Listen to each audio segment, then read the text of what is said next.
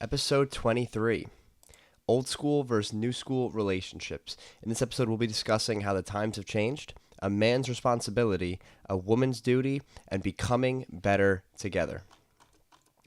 Now, to jump right into this, we only have 4 subtopics. Usually it's about 6 or 7 or so. But I want to dive into each one, give it the time I feel it so desperately deserves, especially in the given times that we are in now, where we definitely strayed away from tradition and could probably use a little restart or a little reconfiguration here. So, beginning with how the times have changed. If we were to turn back time, say 15, 20 years ago, it's safe to say we'd be looking at a whole different world. As this is expected with technological advancements and scientific breakthroughs, it doesn't always seem like it's for the better. In today's episode, we'll be discussing the different roles within a traditional relationship and why divorce rates have skyrocketed. Beginning with the worst of the 7 deadly sins, pride.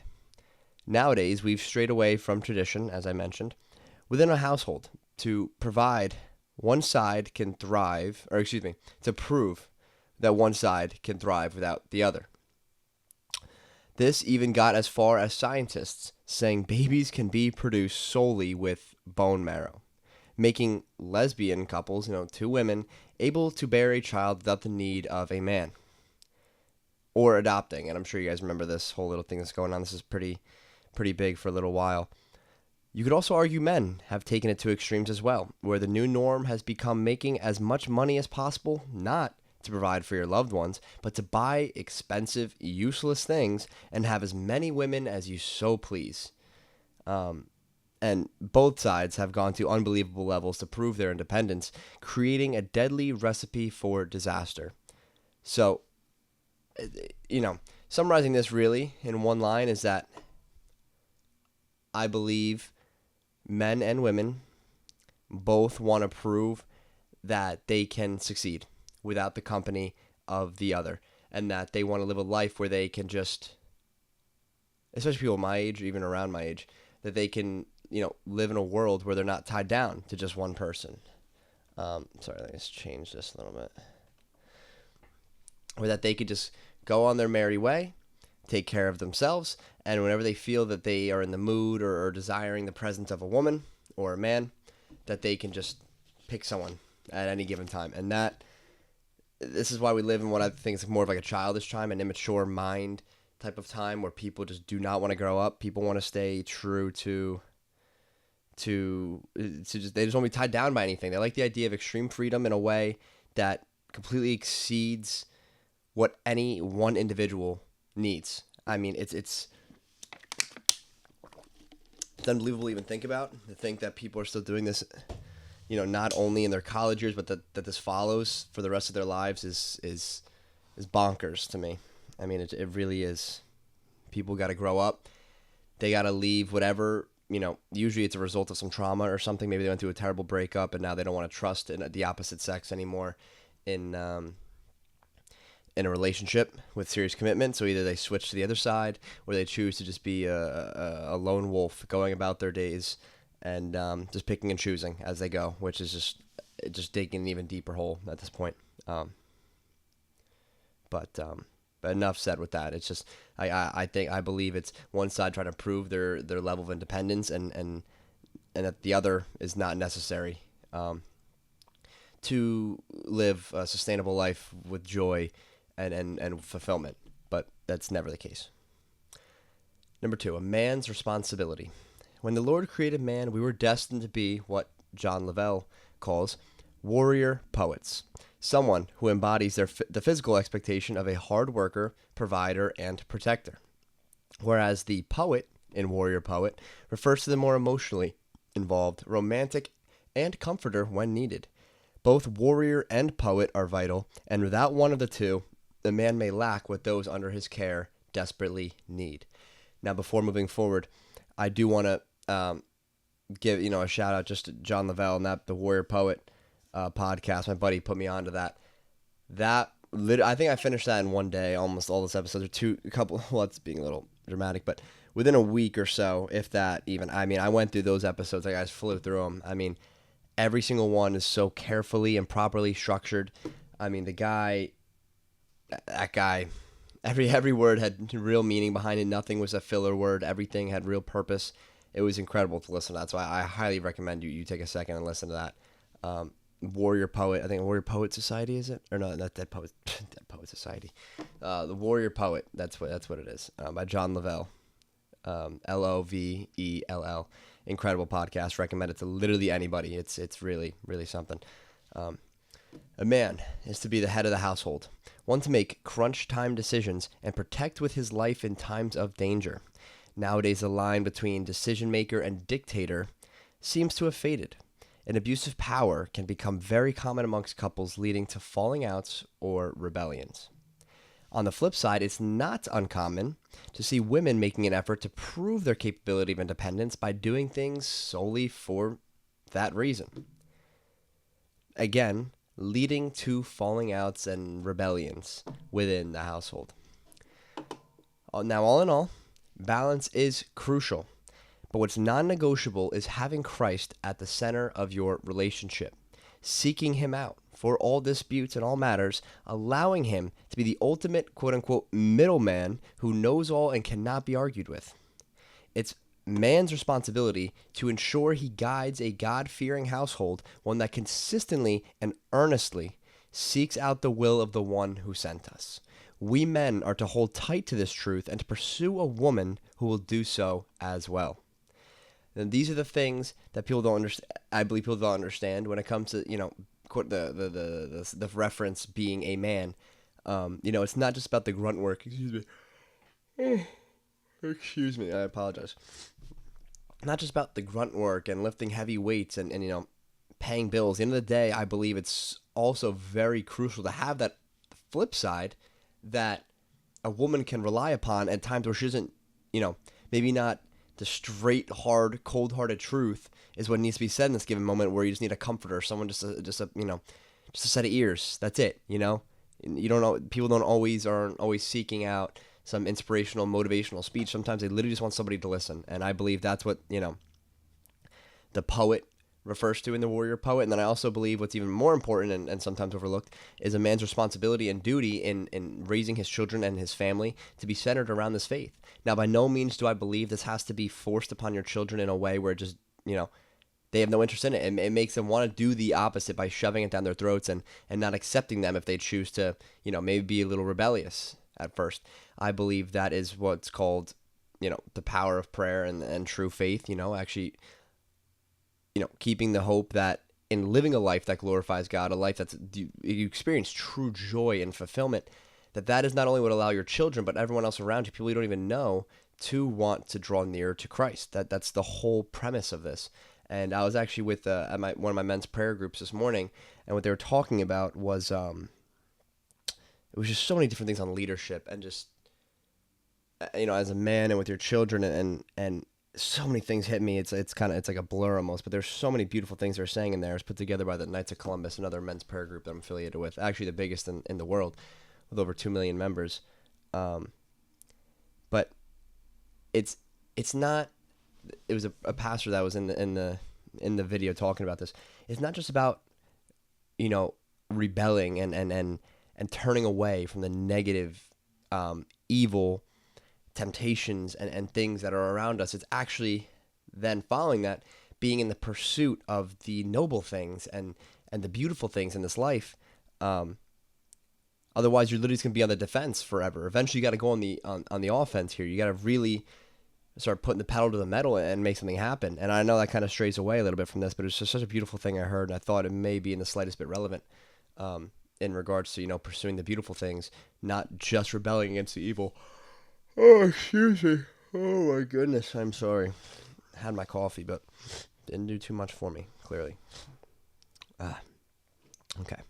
A woman's duty. I've experienced the importance of having a strong, loving mother in one's life. My mother is my best friend and has taught me more about life than anyone else combined. Her constantly being available and not too strict, thanks to my father, we built an incredible relationship founded on trust and accountability. My mom wasn't a stay-at-home mom, but I do believe being one can be so important within a child's development. I don't believe every wife has to be a stay-at-home wife. even though I do believe it has its many perks for the family. I am also very aware that as glamorous as that may sound at a young age, to a young lady who may possess levels of ambition, this may feel like wasted potential. Understandably so, as I've always been one to want to pursue the craziest ideas and make them reality. I understand it takes ultimate sacrifice. I'm not blind to the concept of man abusing the power earlier mentioned because they're the sole income earners of the house. Getting up and doing the boring, everyday necessities can become taxing on one's mental. Following COVID, my mom was laid off due to the company disbanding. Ever since, she's been taking care of sick family members and essentially doing whatever she can to keep this family together and functioning. Now, she never complains, even being a woman of extreme ambition with no desire to lean on anyone for anything financially. The reason I mention this is because I've seen my mother get up every day to do some of the most boring activities, she's doing those boring activities that need to get done, none of which being work at the moment. I know how hard this must be on her. However, she powers through and always puts herself last. That, my friend, is mental toughness on a whole other level, as well as an incredible exhibit of love on display. And now I actually want to take a second to elaborate on this paragraph here, because when I say, because for me personally, Lisa and one of my buddies I know off the top of my head can relate very heavily and strongly to this, is that in truly wanting a stay-at-home wife, that is both of us. We've agreed on that. We would love to have someone, just a simple life with someone who wants to be a stay-at-home mother, raise our children, and just provide, do the things around the house that need to get done, and the everyday necessities. That would obviously be my dream, and my buddy as well. And by no means do we want that to be like a sense of power, saying like we're the providers, or essentially we're supposed to be providers as men, but not in the sense of power, like, okay, I make the money so I'm in control type of thing. Absolutely not. Because the reason, which never gets, in some of the worlds we live in with these immature couples and people that are just, the immature couples and people that, do follow this abuse of power type thing. The reason you're able to go out and do your job and not have to worry about cooking dinner, or about chores or shopping runs or anything, saying grocery runs, any things, is because you have somebody at home doing it for you. The reason you're able to do that is because you have that partner in crime, essentially, that your other half, who is doing that for you. You work as a team so you guys can thrive together and make these things happen. It's not just because you're the one making money. It doesn't mean that, that it belittles what her role is in the relationship. And to think about that's just so crazy to me that people find any way to try and find power and just, these power trips people could go on, and in reality, even, I'm not going to say even if you're a blue collar worker, I'm not going to compare in that regard, because I don't want to, because I don't want, or I understand how it could sound, but in reality, when it comes to your mental is 90% of the battle and everything in this life. It's almost always mental. Getting up to only do what seems like chores every single day. I'm not going to go out there and just say it's tougher than whatever you do for work, because I don't know what you do for work, but I know mentally for a woman how brutal that can be. I mean, you get up and it just feels like you go to do groceries, you go to, you got to do the laundry, you got to clean the house and do things. And obviously if your children at some point, get them ready for school, pack their lunch, take them to and fro, and all these things and after school activities. That is not fun. That's not, I understand why that may not spark a level of interest or make somebody want to, jump out of their boots for that kind of life, especially if you're an ambitious woman. I get that. But, when you work as a team and, it doesn't always have to be a stay-at-home mom, but I'm just saying when you work as a team like that, it's a tremendous way to thrive. It's a tremendous way to be there for your children and raise them to the best of your ability, to keep them as well kept from the craziness, the crap, the lies that this world teaches kids nowadays and teaches everyone. I believe that's so vital. It's so important, and it can't be overlooked. It can't be overlooked. And again, I just believe a tremendous way of putting this on display and executing is with a stay-at-home wife. Me personally, that would be my ideal situation, my ideal dream. But God always has his ways. He knows far better than I. So whatever turns out to be, will be. And I got to learn to trust that. Now, lastly, becoming better together. When working in unison, whether it be for sports or within relationships, amazing things can happen. You learn to love the success of the one or ones standing beside you far greater than your own, and in doing so, you grow stronger together. As time goes on, I find one of my techniques of uplifting people to be almost insulting myself. How funny is that? I actually put myself down intentionally in an effort to make others feel truly special. Obviously, I don't belittle myself. However, I decided to remove the chip from my shoulder and learn to love the joy and successes of those around me greater than my own. It's paid dividends, as I feel I've drawn nearer to God, grown as a man, and established tremendous relationships along the way. Now, people hear this, and right off the bat, all the therapists and psychiatrists or social media will come out and say, it's not good to put yourself down, and when you say it enough times, maybe you believe it. I don't really care for that crap, to be honest with you. I really don't. I know what my intentions are and why I'm doing what I'm doing. And by no means am I ever trying to take away what I've put in, work-wise, that is. But when people see, it's not always a competition, that sometimes you genuinely are just trying to tell them that they, in the gym, you look good. Like, you've been working your butt off, dude. You look great. Keep it up. How can I look like that? How can I do this, do that? And I'm not saying I'm always lying or just whatever, but you don't know everything. People could always, I don't care, in the gym, if you're a quarter of my size or 4 times my size, I could find a way to pick your brain and learn something from you, as I'm sure I hope you can learn something from myself as well.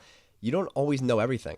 And having that chip on your shoulder, like you think you know everything, all it's doing is preventing you from becoming smarter, becoming better, and essentially being able to help others who may need the advice that someone else gives you that you don't know. I know this is kind of drifting a little bit away with removing the chip on your shoulder, but that's just so applicable to everything in life, and that's why I kind of wanted to touch on that. But wrapping it back into relationships, and I've kind of touched on this on the past 2 subtopics with the man and woman's role. It's like a team. It's almost like a team sport, I feel like. And again, one thing I do want to reiterate, though, before I even continue any further, I'm not in a relationship. I don't have children. I'm not married, nothing. So you have to take with this information, take it with a grain of salt. Do with it as you will. I don't know what, if any good it is to you. But I believe this is things the Lord has put on my heart, things I've learned from Scripture, things I've learned from very well-educated people with tremendous experiences, not always, none that's saying well-educated in the sense that they've gone and have their master's degree in something. That's not always the case. I'm just saying people who have experiences, people who have lived through things that I haven't yet, and I believe it's tremendous advice. But again, who am I to say anything? I'm not living in these shoes right now. This is just how I believe I'm going to approach this situation and how I believe I may be able to help others. But essentially, I'm sorry, wrapping back into relationships becoming better together. That's why it's, instead of looking at it as like a solo thing, like, okay, what does she do for work? What does he do for work? What is this, this, that, and the other? It's essentially like, okay, this is how we operate. One person works, one person's running the household and the family. Then we come together following the work hours, and then we actually enjoy our time on the weekends. We're not slaves to this rat race of life. And then we glorify Christ in everything we do. And does that mean we're on our knees 24/7 praying? Not always. Doesn't always have to be the case. But we learn to love. You're teaching your children to be a servant, not to be served. Just as Jesus came. Another thing we're learning in my men's prayer group this morning and talking about is that Jesus Christ did not come here to be served, but to serve, teaching our children and each other and our friends, family, whoever, those around us, to serve with our lives so that we can be glorified in the kingdom of heaven. And of course, children will not understand this topic, but just to teach them to have humble hearts and to want to go out of their way to help the next guy, to learn to love the successes and the joys and whatever it may be, achievements, accolades of the person next to them more than their own. That's going to take time. I'm a realist. I'm not expecting a child to say, wow, good for Jimmy. I'm so glad he did great. Who cares that I did anything? I understand how it is. I was there once too. But just constantly keeping that in the family, allowing your life to be a representation of what the Lord can offer. It's beautiful. And I also heard, oh my goodness, where did I hear that from? I'll never forget the line. I forget who said it. Oh, was it Paul? I think it was Paul Washer.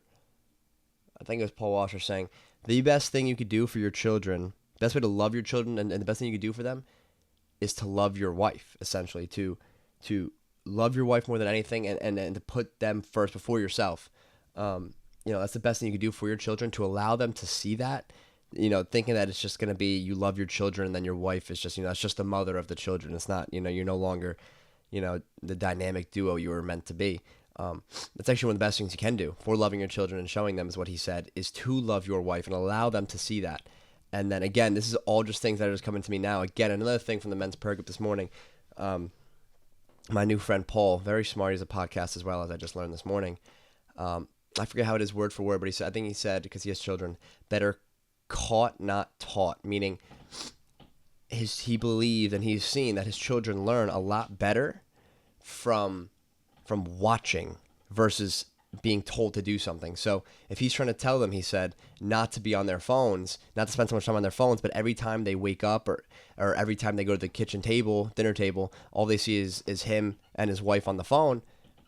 It's a lot harder to get them to not want to be on their phones, and then another thing that's spoke in the video, the same topic here that we were watching this morning, was a guy saying, okay, well, if I want to tell same principle, if I'm going to tell my kids to go to church every Sunday, I should be the one there first. I should be there already, better caught, not taught, caught, like, I think that's how it went. But it was just so powerful, and I thought it was the coolest thing. So another thing, there's so many things I already am looking forward to applying to my father someday, and I don't want to think too far down the road because I'm just talking relationships here, but I thought that was such an amazing topic, and maybe that's something that, or a principle, maybe that's something that one of you guys could find applicable to your circumstances, Who knows? But anyways, full circle here. I'm a big fan of the traditional relationship. Doesn't have to be a stay-at-home mom, for it to work, but that's just kind of where I've been leaning. I think it's the coolest thing. And I also have respect for the women in the sense I know the mental, the taxation, if that's how you say it, mentally it can be very taxing on you, and I understand that. And, I feel for you. And men have to learn to understand that as well, that if you want a stay-at-home wife, it's not going to be a dictatorship. You may be the man of the household, but you can't be a tyrant, or else it just will never work. You don't want a woman to be submissive. If that's the case, then it's just, a tyranny. It's not going to be, working, essentially. That's just how I believe. And again, you guys could always just say straight up, you have no idea what you're talking about. You haven't lived it. You're just following trends and whatever you hear. But at the end of the day, I believe I've done my own deep digging into this, into scripture and in prayer, and speaking with people I truly respect and whose opinions I highly value. So again, do with this information as you will. But I'm going to wrap it up there at around the 23-minute mark. I hope some of this made sense. I hope you guys are getting just a little bit out of these episodes. And as I always say, please let me know what you'd like to hear, what you like, what you dislike, and I'll try and tailor these episodes to make more sense, maybe shorter, longer, whatever. But as always, thank you guys so much. I love you all, and God bless.